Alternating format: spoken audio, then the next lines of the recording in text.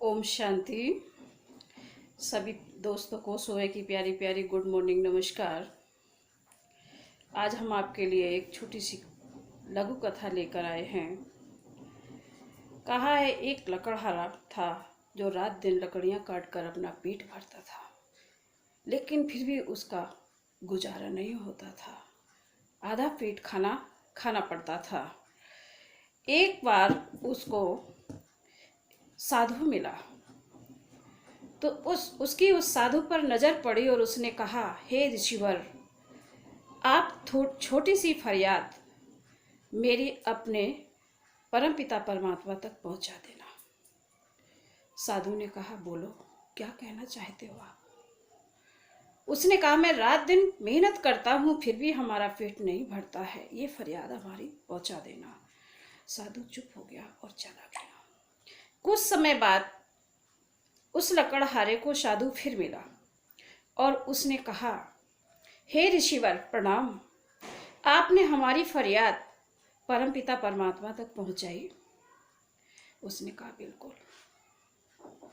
साधु बोला, जब मैंने भगवान से कहा तो भगवान ने कहा कि उस लकड़हारे की आयु केवल 60 वर्ष है और उसके पूरे जीवन में कुल 5 बोरी अनाज है, तो मैं उसको पूरे जीवन के हिसाब से अनाज देता हूं।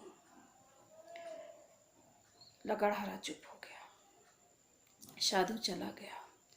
कुछ समय बाद फिर साधु मिला। लकड़हारे ने कहा कि हे ऋषिवर, मेरी एक छोटी सी फरियाद फिर परमात्मा को सुना देना। साधु ने कहा, बोलो, कि मेरे जो जीवन का सारा अनाज है मुझे एक दिन ही दे दे, ताकि मैं अपना एक दिन तो पेट भर सकूं। साधु सुनकर चला गया। थोड़े समय बाद क्या होता है कि लकड़हारे के घर में 5 बोरी अनाज पहुंच जाता है। लकड़हारा बड़ा खुश होता है। उसने अपने जीवन की लापरवाही करते हुए सारे अनाज का खाना भोजन बनवा करके सारे गरीबों में बांट दिया और अपना पेट भर के भोजन खाया और आराम से सो गया। सुबह उठते ही देखता है कि 5 बोरियों का अनाज फिर घर में भरा पड़ा है। लकड़हारा बड़ा खुश हुआ। उसने फिर क्या किया कि उन 5 बोरियों के अनाज का उन्होंने भोजन बनवाया, फिर गरीबों को बंटवा दिया और अपना पेट भर के भोजन किया और फिर सो गया। ऐसे ही वह प्रतिदिन करता रहा और रोज उसके घर में अनाज की ढेरी लगती रही। 5 बोरी अनाज पहुंचता रहा। कुछ समय यही चलता रहा। थोड़े समय बाद साधु आया और लकड़हारे की नजर फिर साधु पे पड़ी। उन्होंने कहा, साधु जी, महाराज प्रणाम। उन्होंने प्रणाम किया और कहा कि आप तो कहते थे कि मेरे जीवन में कुल 5 बोरी अनाज है, अब तो मेरे घर में रोज 5 बोरियां आती हैं और मैं खुद भी पेट भर के भोजन खाता हूं